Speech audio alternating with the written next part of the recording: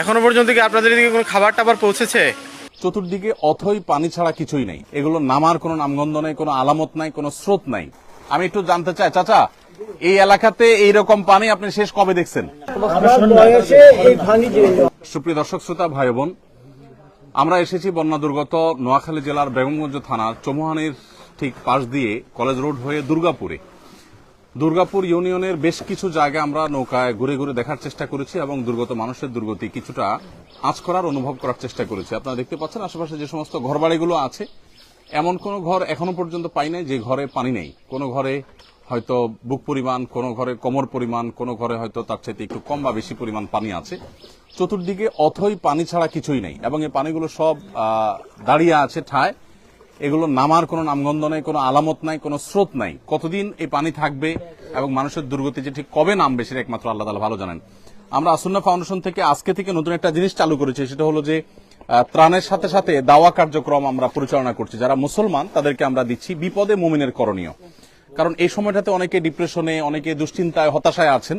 তাদের এই মুহূর্তে মানসিকভাবে তাদেরকে শক্ত মনোবল যেন থাকে, মানসিকভাবে তারা শক্ত থাকেন, সেজন্য আমরা তাদেরকে কোরআন ও সুন্নাহর আলোকে কিছু মোটিভেশনাল বিষয় এবং কিছু আমল তাদেরকে আমরা বলে দিয়েছি।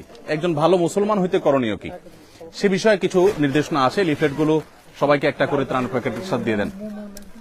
আপনারা সবাই ৫ ওয়াক্ত নামাজ পড়বেন, আল্লাহকে ভয় করে চলবেন, ঠিক আছে ইনশাআল্লাহ?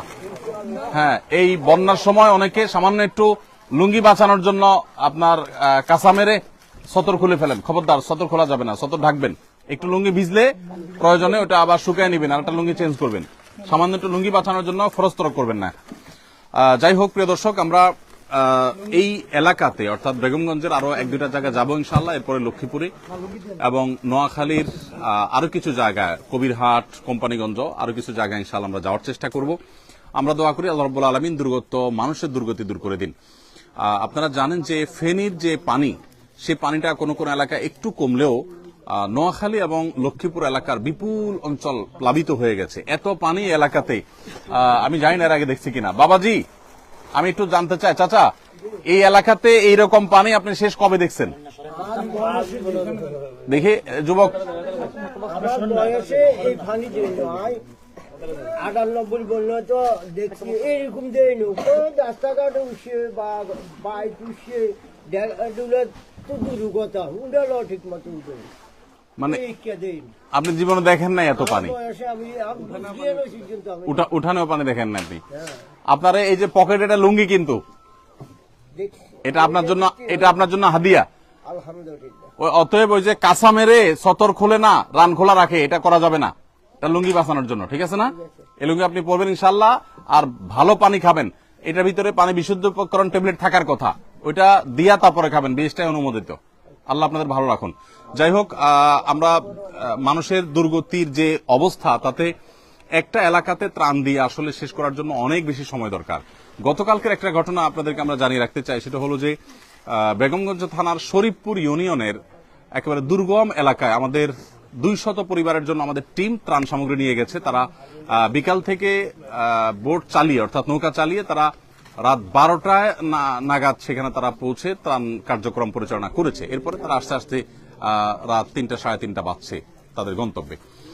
এরপরও তারা সেই দুর্গম জায়গায় পৌঁছে গেছে আলহামদুলিল্লাহ। আমরা চেষ্টা করছি আমাদের জায়গা থেকে যতটুকু সম্ভব সেখানে পৌঁছানো। সবাইকে দেওয়া হয়েছে?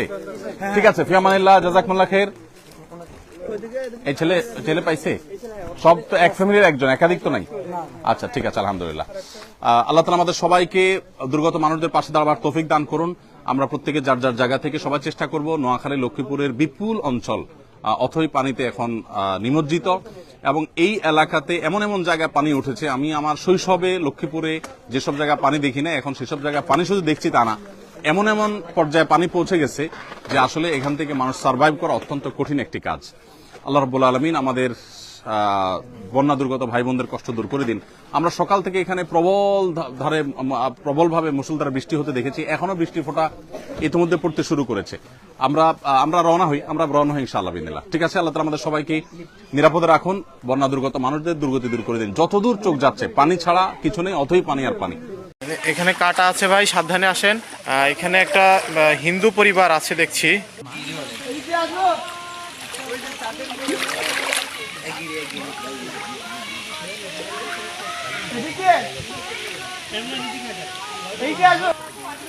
আচ্ছা এদিক দিয়ে আসি, ওই দিক দিয়ে আবার কোন দিক দিয়ে চলে যাবো? এ আল্লাহ,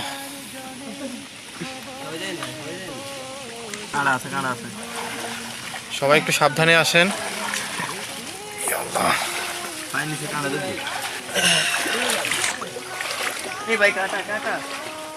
এখানে কাটা আছে ভাই, সাবধানে আসেন।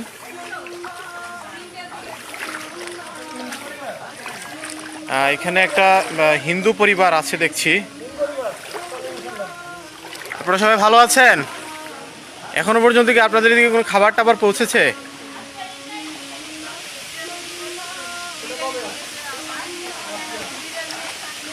কিভাবে এত পানির মধ্যে আপনারা কিভাবে সার্ভাইভ করছেন?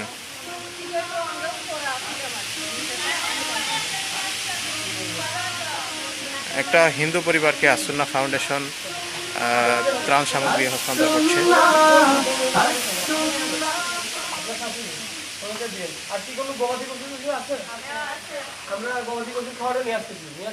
আপনাদের গবাদি পশু কি কয়টা গরু আছে এখানে? গরু একটা গাভী আছে।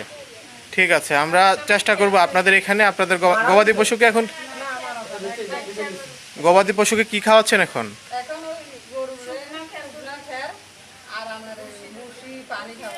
ঠিক আছে, আমরা চেষ্টা করছি ইনশাল্লাহ আপনাদের গবাদি পশুর খাদ্য পৌঁছে দেওয়ার জন্য।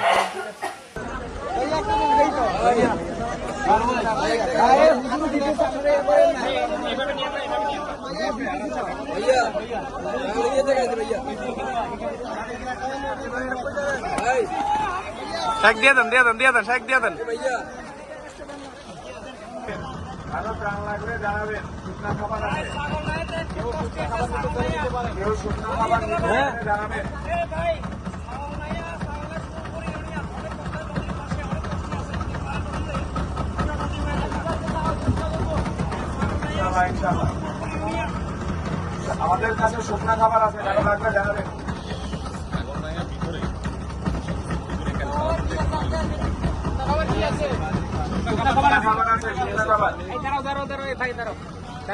কারো যদি শুকনা খাবার লাগে নিতে পারেন।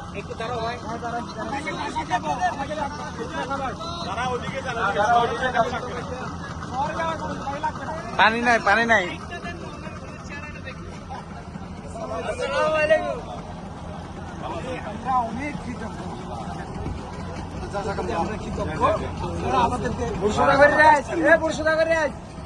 বাবু বসুদা কর।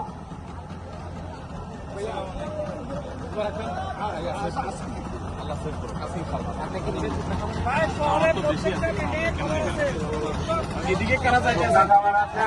এই মহিলা আছে, শুকনা খাবার আছে, কারো যদি লাগে নিতে পারেন। শুকনা খাবারের প্রোগ্রাম আছে। হ্যাঁ, কারা কারা? ভাই আপনার ধোঁয়া, অনেক ধোঁয়া। ভাই যারা এদিক যাবেন তারা না, যারা এদিকে যাবেন, যারা এদিকে যাচ্ছেন, যারা এদিকে যাচ্ছেন তাদেরকে দেওয়া আমাদের কিছু শুকনা খাবার আছে।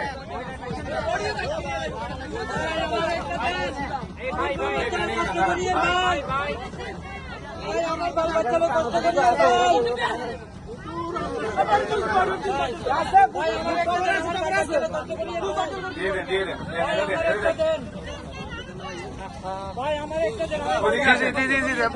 আপনি দিয়ে দেন শেখ। মহিলা আপনি নিতে পারবেন, নিতে পারবেন, নিতে পারবেন।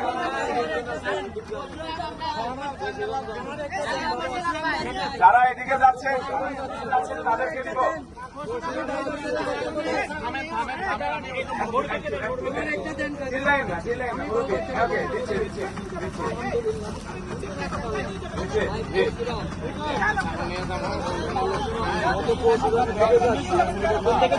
তাড়াহুড়া করি খাবার গুলাই